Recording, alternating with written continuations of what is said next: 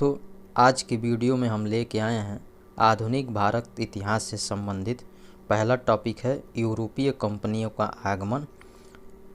यूरोपीय कंपनियों के आगमन से संबंधित आज का महत्वपूर्ण प्रश्न है। पहला प्रश्न है, नीला जल योजना ब्लू वाटर पॉलिसी से संबंधित है। तो द अल्मीडा। नीला जल योजना ब्लू वाटर पॉलिसी से संबंधित है, de Almeida. Vasco D gamma Calicut तट पर कब पहुंचा? तो 1498 ईस्वी में। वास्को डी गामा कालीकट तट पर 1498 ईस्वी में पहुंचा था। पुर्तगाली उपनिवेश का प्रथम वायसराय भारत में था, फ्रांसिस्को द अल्मीडा। पुर्तगाली उपनिवेश का प्रथम वायसराय भारत में था, वो Francisco de Almeida. Vasco D gamma Calicut में स्वागत किया था। वास्को डी गामा का कालीकट में स्वागत किया था जमोरिन ने। वास्को डी गामा का कालीकट में स्वागत जमोरिन ने किया था। अगला प्रश्न सही सुमेलित है। समुद्री यात्री और देश। वास्को डी गामा पुर्तगाल देश का था। क्रिस्टोफर कोलंबस स्पेन का था। कैप्टन कुक ग्रेट ब्रिटेन का था। तस्मान हॉलैंड का था। एक बार और, वास्को डी गामा पुर्तगाल का था। कोलंबस स्पेन का था। कैप्टन कुक ग्रेट ब्रिटेन का था। तस्मान हॉलैंड का था। भारत में पुर्तगाली शक्ति का वास्तविक संस्थापक कौन था? तो वो था अल्बुकर्क। भारत में पुर्तगाली शक्ति का वास्तविक संस्थापक अल्बुकर्क था। अगला प्रश्न, पुर्तगालियों ने भारत में प्रथम दुर्ग का निर्माण किया था। कहाँ पे? कोचीन में। पुर्तगालियों ने भारत में प्रथम दुर्ग का निर्माण कोचीन में किया था। अगला प्रश्न,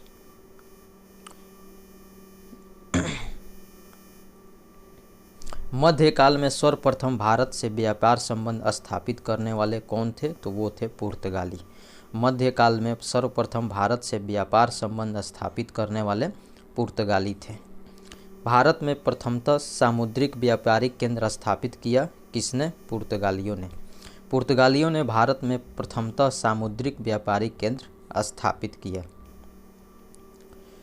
बंगाल की बांदेल, चिंसूरा, हुगली तथा श्रीरामपुर फैक्ट्रियों में से जो डचों द्वारा स्थापित की गई थी, तो वो थी हुगली एवं चिंसूरा। हुगली एवं चिंसूरा फैक्ट्रियां डचों द्वारा स्थापित की गई थी। अगला प्रश्न, पांडिचेरी के संदर्भ में सही कथन है। पांडिचेरी पर कब्जा करने वाली पहली यूरोपीय शक्ति पुर्तगाली थे। पांडिचेरी पर कब्जा करने वाली पहली यूरोपीय शक्ति पुर्तगाली थे। हुगली को बंगाल की खाड़ी में समुद्री लूटपाट के लिए अड्डा बनाया था पुर्तगालियों ने। हुगली को बंगाल की खाड़ी में समुद्री लूटपाट के लिए अड्डा बनाया था पुर्तगालियों ने। कलकत्ता का संस्थापक कौन था? तो वो था जाब चारनाक। कलकत्ता का संस्थापक कौन था? तो जाब चारनाक था कलकत्ता का संस्थापक। अगला प्रश्न, भारत में यूरोपीय शक्तियों के प्रवेश के संदर्भ में सही कथन है। तो अंग्रेजों ने अपना पहला कारखाना दक्षिणी भारत में मछलीपट्टनम में लगाया। पूर्वी भारत में अंग्रेजी कंपनी ने 1633 ईस्वी में उड़ीसा में पहला कारखाना लगाया। डुप्ले के नेतृत्व में फ्रांसीसियों ने 1746 ईस्वी में मद्रास पर कब्जा किया था। भारत में यूरोपीय शक्तियों के प्रवेश के संदर्भ में सही कथन है। अंग्रेजों ने अपना पहला कारखाना दक्षिणी भारत में मछलीपट्टनम में लगाया। पूर्वी भारत में अंग्रेजी कंपनी ने 1633 ईस्वी में उड़ीसा में पहला कारखाना लगाया। डुप्ले के नेतृत्व में फ्रांसीसियों ने 1746 ईस्वी में मद्रास पर कब्जा किया था। भारत के साथ व्यापार के लिए सर्वप्रथम संयुक्त पूंजी कंपनी आरंभ करने वाले लोग कौन थे? ब्रिटेन के। भारत के साथ व्यापार के लिए सर्वप्रथम संयुक्त पूंजी कंपनी आरंभ करने वाले ब्रिटेन के लोग थे। सही कथन है, डचों ने पुर्तगालियों को पराजित किया और आधुनिक कोच्चि में उन्होंने फोर्ट विलियम्स का निर्माण किया। डचों ने पुर्तगालियों को पराजित किया और आधुनिक कोच्चि में उन्होंने फोर्ट विलियम्स का निर्माण किया। अगला प्रश्न, भारत में ईस्ट इंडिया कंपनी की सफलता का राज क्या था? तो भारत में राष्ट्रीय भावना की कमी, कंपनी की सेना को पश्चिमी प्रशिक्षण मिला था तथा उनके पास आधुनिक हथियार थे। भारतीय सैनिकों में राष्ट्रीय भावना का अभाव था, जिसके फलस्वरूप कोई जो उन्हें अच्छा वेतन दे अपनी सेवा में लगा सकता था। भारत में ईस्ट इंडिया कंपनी की सफलता का राज क्या था? तो भारत में राष्ट्रीय भावना की कमी, कंपनी की सेना को पश्चिमी प्रशिक्षण मिला था, उनके पास आधुनिक हथियार थे। भारतीय सैनिकों में राष्ट्रीय भावना का अभाव था, जिसके परिणाम स्वरूप कोई जो उन्हें अच्छा वेतन दे अपनी सेवा में लगा सकता था। ब्रिटिश कंपनियों में से भारत में व्यापार करने का पहला अधिकार प्राप्त हुआ था लीवेंट कंपनी को। ब्रिटिश कंपनियों में से भारत में व्यापार करने का पहला अधिकार पत्र लीवेंट कंपनी को प्राप्त हुआ था। लंदन में ब्रिटिश ईस्ट इंडिया कंपनी के गठन के समय भारत का बादशाह कौन था? तो वो था अकबर। लंदन में ब्रिटिश ईस्ट इंडिया कंपनी के गठन के समय भारत का बादशाह उस समय अकबर था। वह मुगल सम्राट जिसके शासनकाल में ईस्ट इंडिया कंपनी ने भारत में सर्वप्रथम कारखाना स्थापित किया, तो वो था जहांगीर के समय। वह मुगल सम्राट जिसके शासनकाल में इंग्लिश ईस्ट इंडिया कंपनी ने भारत में सर्वप्रथम कारखाना स्थापित किया, तो वो था जहांगीर के समय। सूरत, सतारा, बॉम्बे, पणजी में से ईस्ट इंडिया कंपनी की प्रारंभिक वेस्टर्न प्रेसिडेंसी थी सूरत में। ईस्ट इंडिया कंपनी की प्रारंभिक वेस्टर्न प्रेसिडेंसी सूरत में थी। भारत में 1613 ईस्वी में अंग्रेज़ों ने अपनी पहली फैक्ट्री कहाँ स्थापित की थी? तो वो थी सूरत में। भारत में 1613 ईस्वी में अंग्रेज़ों ने अपनी पहली फैक्ट्री सूरत में स्थापित की थी। 17वीं शताब्दी के पहले चतुर्थांश यानी 1625 ईस्वी तक ईस्ट इंडिया कंपनी ने अपने कारखाने स्थापित कर लिए थे सूरत, भरूच, बुरहानपुर, अहमदाबाद और आगरा में। 17वीं शताब्दी के पहले चतुर्थांश तक ईस्ट इंडिया कंपनी ने अपने कारखाने स्थापित कर लिए थे सूरत, भरूच, बुरहानपुर, अहमदाबाद और आगरा में। वह अंग्रेज अधिकारी जिसने पुर्तगालियों को स्वाली के स्थान पर हराया था, तो वह था थॉमस बेस्ट ने। थॉमस बेस्ट ने पुर्तगालियों को स्वाली के स्थान पर हराया था। यूरोपीय व्यापारी कंपनियों में से सूरत में सर्वप्रथम अपना कारखाना स्थापित किया अंग्रेज़ों ने। अंग्रेज़ों ने सूरत में सर्वप्रथम अपना कारखाना स्थापित किया था। ईस्ट इंडिया कंपनी के प्रारंभिक दौर में वेस्टर्न प्रेसिडेंसी थी सूरत में। अगला प्रश्न, ब्रिटिश ईस्ट इंडिया कंपनी ने बम्बई लिया था पुर्तगालियों से।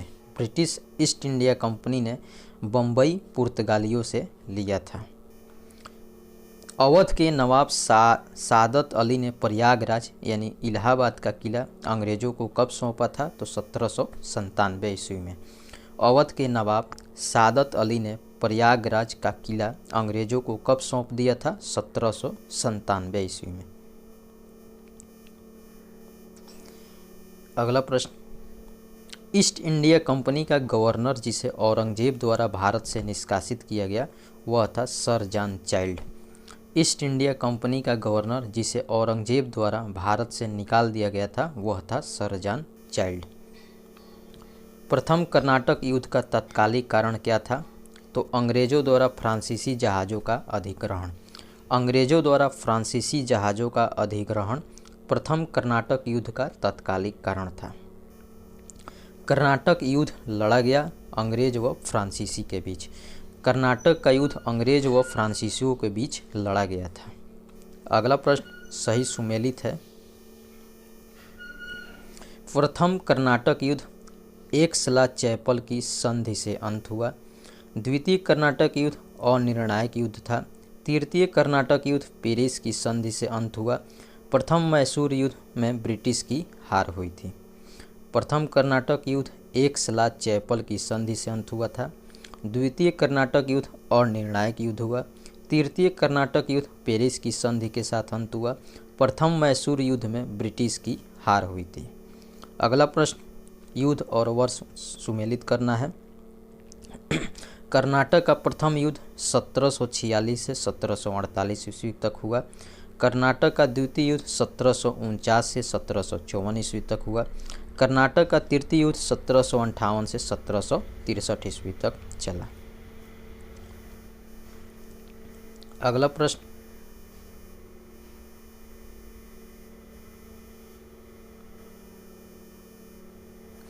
प्रथम यूरोपियन व्यक्ति जिसने भू क्षेत्र अर्जित करने के उद्देश्य से भारतीय राजाओं के झगड़ों में भाग लेने की नीति आरंभ की तो वो था डुप्ले। प्रथम यूरोपियन व्यक्ति जिसने भू क्षेत्र अर्जित करने के उद्देश्य से भारतीय राजाओं के झगड़ों में भाग लेने की नीति आरंभ की वह था डुप्ले। भारत में फ्रांसीसियों ने अपना सबसे पहला कारखाना कहाँ स्थापित किया? सूरत में। फ्रांसीसियों ने अपना पहला कारखाना भारत में सूरत में स्थापित किया। फ्रांसीसी ईस्ट इंडिया कंपनी स्थापित हुई थी लुई 14वें के शासनकाल में। फ्रांसीसी ईस्ट इंडिया कंपनी स्थापित हुई लुई 14वें के शासनकाल में। भारत में फ्रांसीसी कंपनी का संस्थापक काल्बर्ट को माना जाता है। भारत में फ्रांसीसी कंपनी का संस्थापक काल्बर्ट को माना जाता है। बंगाल में डचों द्वारा स्थापित कारखाना था हुगली और चिंसूरा में। बंगाल में डचों द्वारा स्थापित कारखाना हुगली और चिंसूरा में था। डच ईस्ट इंडिया कंपनी ने पटना में अपनी फैक्ट्री स्थापित की 1632 ईस्वी में। डच ईस्ट इंडिया कंपनी ने पटना में अपनी फैक्ट्री 1632 ईस्वी में स्थापित की। फ्रांसीसी दक्कन में शक्ति आंदोलन स्थापित करने में असफल रहे क्योंकि अंग्रेजों की फौज शक्तिशाली थी।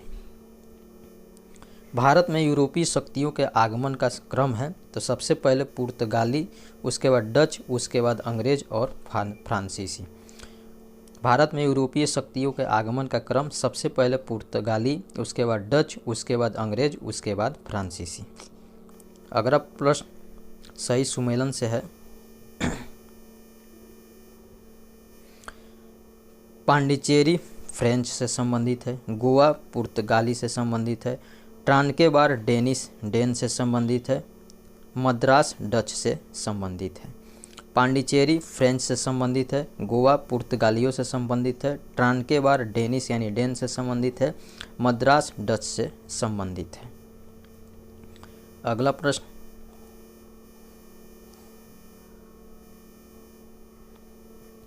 यूरोप वासियों को सर्वोत्तम सोरा और अफीम प्राप्त होता था बिहार से। बिहार से यूरोप वासियों को सर्वोत्तम सोरा और अफीम प्राप्त होता था। भारत में डचों द्वारा स्थापित प्रमुख व्यापारिक केंद्र थे नागपट्टनम, चिंसूरा, मछलीपट्टनम, सूरत, भरूच, आगरा, कोचीन, अहमदाबाद तथा पटना। अगला प्रश्न, यूरोपियों में से स्वतंत्रता पूर्व भारत में व्यापारी के रूप में सबसे अंत में आए फ्रांसीसी। यूरोपियों में से स्वतंत्रता पूर्व भारत में व्यापारी के रूप में सबसे अंत में फ्रांसीसी आए थे। कंपनी एक असंगति है परंतु यह उस व्यवस्था का भाग है जहां सब कुछ ही असंगत है। ईस्ट इंडिया कंपनी के बारे में यह टिप्पणी किसने की थी? तो जीबी मैकाले ने। कंपनी एक असंगति है परंतु यह उस व्यवस्था का भाग है जहां सब कुछ ही असंगत है। ईस्ट इंडिया कंपनी के बारे में यह टिप्पणी जीबी मैकाले ने की थी। अगला प्रश्न,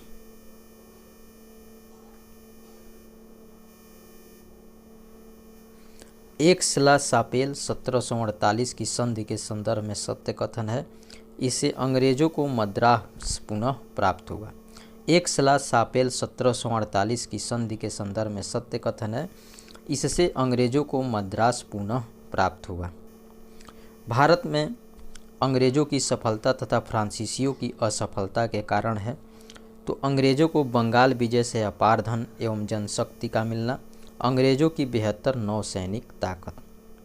भारत में अंग्रेजों की सफलता तथा फ्रांसीसियों की असफलता के कारण है अंग्रेजों को बंगाल विजय से अपार धन एवं जनशक्ति का मिलना, अंग्रेजों की 72 नौसैनिक ताकत। तो ये था हमारा आज का वीडियो कैसा लगा आप हमारे कमेंट बॉक्स में ज़रूर बताइएगा। वीडियो को लाइक करें, शेयर करें और हमारे चैनल को सब्सक्राइब करें। जय हिंद, नमस्कार।